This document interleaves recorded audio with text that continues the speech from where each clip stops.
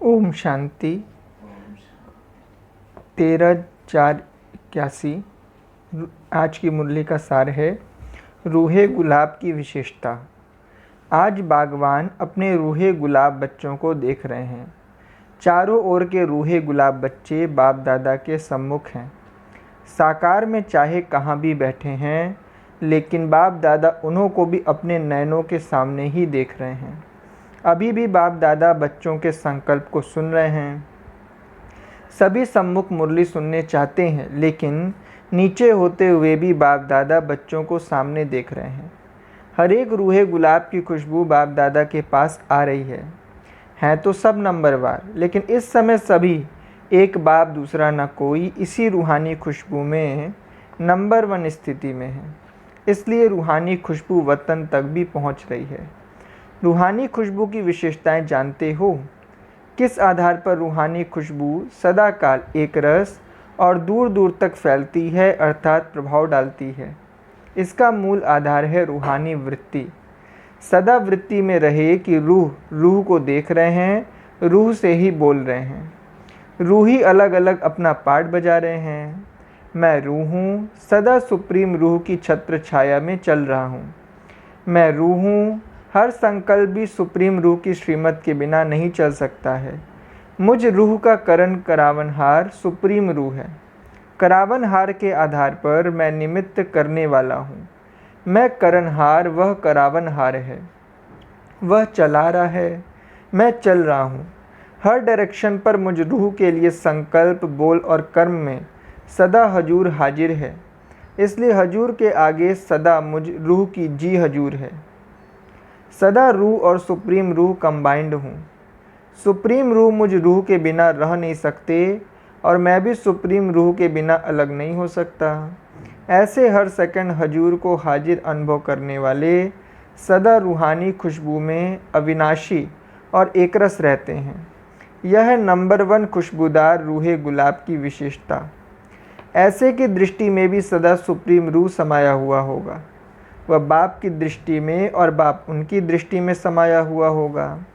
ऐसे रूहे गुलाब को देह व देह की दुनिया व पुरानी देह की दुनिया की वस्तु व्यक्ति देखते हुए भी नहीं दिखाई देंगे। देह द्वारा बोल रहा हूँ, लेकिन देखता रूह को हूँ। बोलता रूह से है, क्योंकि उनके नयनों की दुनिया में सदा रूहानी दुनिया है, फरिश्तों की दुनिया है, देवताओं की दुनिया है।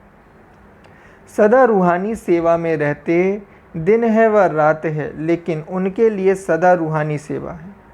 ऐसे रूहे गुलाब की सदा रूहानी भावना रहती कि सर्व रूहें हमारे समान वर्षे के अधिकारी बन जाएं। परवश आत्माओं को बाप द्वारा प्राप्त हुई शक्तियों का सहयोग दे, उन्हों को भी अनुभव करावें।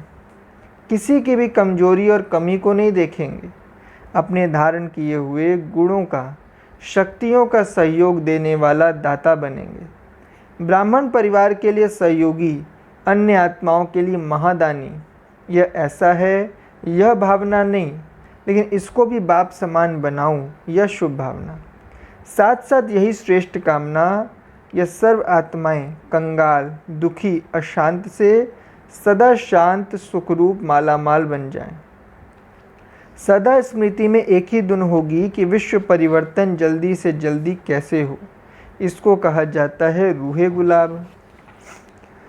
आज महाराष्ट्र का टर्न है। महाराष्ट्र वाले सदा एक ही महाशब्द को याद रखें तो सब महान अर्थात नंबर 1 बन जाएं। महाराष्ट्र वालों का क्या लक्ष्य है? महान बनना। स्व को भी महान बनाना है, विश्व को भी महान बनाना है। यही सदा स्मृति में रहता है ना। और कर्नाटक वाले सदा नाटक में हीरो पार्ट बजाने वाले हैं। बनना भी हीरो है, बनाना भी हीरो है। आंध्रा अर्थात अंधियारा मिटाने वाले, सब प्रकार का अंधेरा। आंध्रा में गरीबी का अंधकार भी ज़्यादा है, तो गरीबी को मिटाए सर्व को संपन्न बनाना है। तो आंध्रा वाले विश्व को सदा साहूकार बनाने वाले हैं, जो न तन की गरीबी, न धन की गरीबी, न मन के शक्तियों की गरीबी, तन मन धन तीनों ही गरीबी को मिटाने वाले, इस अंधकार को मिटाकर सदा रोशनी लाने वाले। तो आंध्रा निवासी हो गए मास्टर ज्ञान सूर्य। मद्रास अर्थात सदा रास में मगन रहने वाले, संस्कार मिलन की भी रास, खुशी की भी रास, और फिर स्थूल में भी रास करने वाले। मद मगन को भी कहा जाता है, तो सदा इसी रास में मगन रहने वाले। समझा? सभी का ऑक्यूपेशन क्या है? अब तो सबसे मिले ना। मिलना अर्थात लेना, तो ले लिया ना। आखिर तो नयन मुलाकात तक पहुंचना है। बाप दादा के लिए नीचे व ऊपर बैठे हुए सब वीआईपी हैं। टीचर्स के साथ बाप दादा सर्वनिमित्त बने हुए सेवाधारियों को किस रूप से देखना चाहते हैं, यह जानते हो? बाप दादा सर्व सेवाधारियों को सदा अपने समान, जैसे बाप कर्तव्य के कारण अवतरित होते हैं, वैसे हर सेवाधारी सेवा के प्रति अवतरित होने वाले सब अवतार बन जाएं। एक अवतार ड्रामा अनुसार सृष्टि पर आता तो कितना परिवर्तन कर लेता, वह भी आत्मिक शक्ति वाले। और यह इतने परमात्मा शक्ति स्वरूप चारों ओर अवतार अवतरित हो जाएं तो क्या हो जाएगा? सहज परिवर्तन हो जाएगा। जैसे बाप लोन लेता है, बंधन में नहीं आता, जब चाहे आए जब चाहे चले जाएं, निर्बंधन है। ऐसे सब सेवादारी शरीर के संस्कारों के स्वभाव के बंधनों से मुक्त, जब चाहें जैसे चाहें वैसा संस्कार अपना बना सकें, जैसे देह को चलाने चाहें वैसे चला सकें, जैसा स्वभाव बनाना चाहें वैसा बना सकें। ऐसा नहीं कि मेरा स्वभाव ही ऐसा है, क्या करूं, मेरा संस्कार मेरा बंधन ऐसा है, नहीं, लेकिन ऐसे निर्बंधन जैसे बाप निर्बंधन है।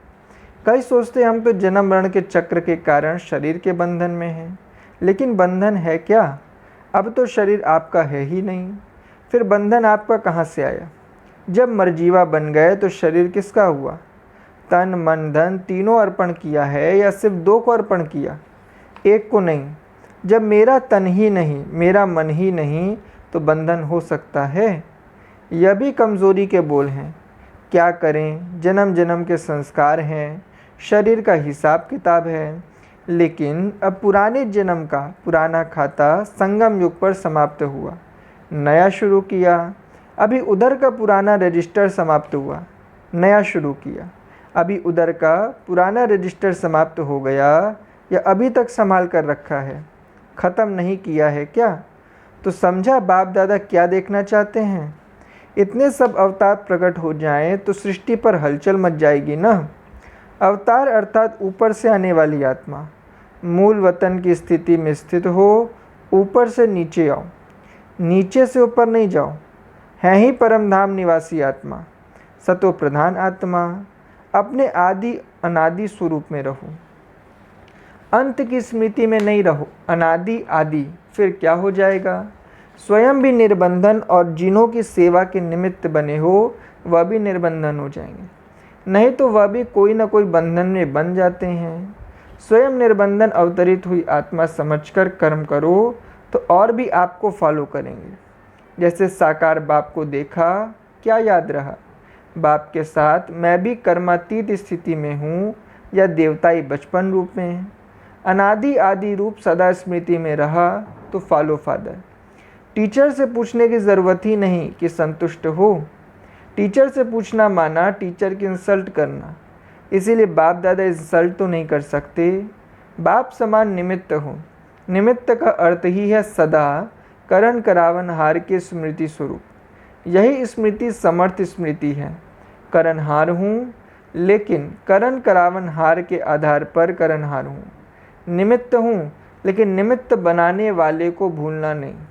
मैंपन नहीं, सदा बाप दादा ही मुख में मन में कर्म में रहे, यही पाठ पक्का है ना। पार्टियों के साथ अमृत वेले से लेकर रात तक जो भी बाप ने श्रेष्ठ मत दी है, उसी मत के अनुसार सारी दिनचर्या व्यतीत करते हो। उठना कैसे है, चलना कैसे है, खाना कैसे है, कार्य व्यवहार कैसे करना है, सबके प्रति श्रेष्ठ मत मिली हुई है। उसी श्रेष्ठ मत के प्रमाण हर कार्य करते हो। हर कर्म करते हुए अपनी स्थिति श्रेष्ठ रहे, उसके लिए कौन सा एक शब्द सदा स्मृति में रखो? ट्रस्टी। अगर कर्म करते ट्रस्टीपन की स्मृति रहे तो स्थिति श्रेष्ठ बन जाएगी, क्योंकि ट्रस्टी बनकर चलने से सारा ही बोझ बाप पर पड़ जाता है। आप सदा डबल लाइट बन जाते। डबल लाइट होने के कारण हाई जंप दे सकते हो। अगर गृहस्थी समझते हो तो दुम लग जाता, सारा बोझ अपने ऊपर आ जाता। बोझ वाला हाई जंप दे नहीं सकता और ही सांस फूलता रहेगा। ट्रस्टी समझने से स्थिति सदा ऊंची रहेगी। तो सदा ट्रस्टी होकर रहने की श्रेष्ठ मत को स्मृति में रखो। बाप दादा द्वारा सभी बच्चों को कौन सी नंबर 1 श्रीमत मिली हुई है? नंबर 1 श्रीमत है कि अपने को आत्मा समझो और आत्मा समझकर बाप को याद करो। सिर्फ आत्मा समझने से भी बाप की शक्ति नहीं मिलेगी। याद न ठहरने का कारण ही है कि आत्मा समझकर याद नहीं करते हो। आत्मा के बजाय अपने को साधारण शरीरधारी समझकर याद करते हो, इसलिए याद टिकती नहीं। वैसे भी कोई दो चीज़ों को जब जोड़ा जाता है तो पहले समान बनाते हैं। ऐसे ही आत्मा समझकर याद करो तो यह सहज हो जाएगी, क्योंकि समान हो गए ना। यह पहली श्रीमत ही प्रैक्टिकल में सदा लाते रहो, यही मुख्य फाउंडेशन है। अगर फाउंडेशन कच्चा होगा तो आगे चढ़ती कला नहीं हो सकती। अभी अभी चढ़ती कला अभी अभी नीचे आ जाएंगे। मकान का भी फाउंडेशन अगर पक्का ना हो तो दरार पड़ जाती है या गिर जाता है। ऐसे अगर ये फाउंडेशन मजबूत नहीं तो माया नीचे गिरा देगी। इसलिए फाउंडेशन सदा पक्का। सहज बात के ऊपर भी बार बार अटेंशन। अगर अटेंशन नहीं देते तो सहज बात भी मुश्किल हो जाती। सदा यह नशा रहता है कि हम ही कल्प कल्प के अधिकारी आत्माएं हैं। हम ही थे, हम ही हैं, हम ही कल्प कल्प होंगे। कल्प पहले का नज़ारा ऐसे स्पष्ट स्मृति में आता है। आज ब्राह्मण हैं, कल देवता बनेंगे। हम ही देवता थे, यह नशा रहता है। हम सो हम यह मंत्र सदा याद रहता है। इसी एक नशे में रहो तो सदा, जैसे नशे में सब बातें भूल जाती हैं, संसार ही भूल जाता है। ऐसे इसमें रहने से ये पुरानी दुनिया सहज ही भूल जाएगी। ऐसी अपनी अवस्था अनुभव करते हो तो सदा चेक करो, आज ब्राह्मण कल देवता, यह कितना समय नशा रहा। जब व्यवहार में जाते तो भी यह नशा कायम रहता कि हल्का हो जाता है। जो जैसा होता है उसको वह याद रहता है। जैसे प्रेसिडेंट है, वह कोई भी काम करते यह नहीं भूलता कि मैं प्रेसिडेंट हूँ। तो आप भी सदा अपनी पोजीशन याद रखो, इससे सदा खुशी रहेगी, नशा रहेगा। सदा खुमारी चढ़ी रहे, हम ही देवता बनेंगे। अभी भी ब्राह्मण चोटी हैं, ब्राह्मण तो देवताओं से भी ऊंचे हैं। इस नशे को माया कितना भी तोड़ने की कोशिश करे लेकिन तोड़ न सके। माया आती तभी है जब अकेला कर देती है, बाप से किनारा करा देती है। डाकू भी अकेला करके फिर वार करता है ना। इसलिए सदा कंबाइंड रहो, कभी भी अकेले नहीं होना। मैं और मेरा बाबा, इसी स्मृति में कंबाइंड रहो। सभी अपने को महान भाग्यशाली समझते हो ना। देखो कितना बड़ा भाग्य है जो वरदान भूमि पर वरदानों से झोली भरने के लिए पहुंच गए हो। ऐसा भाग्य विश्व में कितनी आत्माओं का है, कोटों में कोई और कोई में भी कोई। तो यह खुशी सदा रखो कि जो सुनते थे, वर्णन करते थे, कोटों में कोई में भी कोई आत्मा, वह हम ही हैं। इतनी खुशी है, सदा इसी खुशी में नाचते रहो, वह मेरा भाग्य। यही गीत गाते रहो और इसी गीत के साथ खुशी में नाचते रहो। यह गीत गाना तो आता है ना, वह रे मेरा भाग्य और वह मेरा बाबा, वह ड्रामा वाह। यह गीत गाते रहो, बहुत लकी हो। बाप तो सदा हर बच्चों को लवली बच्चा ही कहते हैं, तो लवली भी हो, लकीएस्ट भी हो। कभी अपने को साधारण नहीं समझना, बहुत श्रेष्ठ हो। भगवान आपका बन गया तो और क्या चाहिए।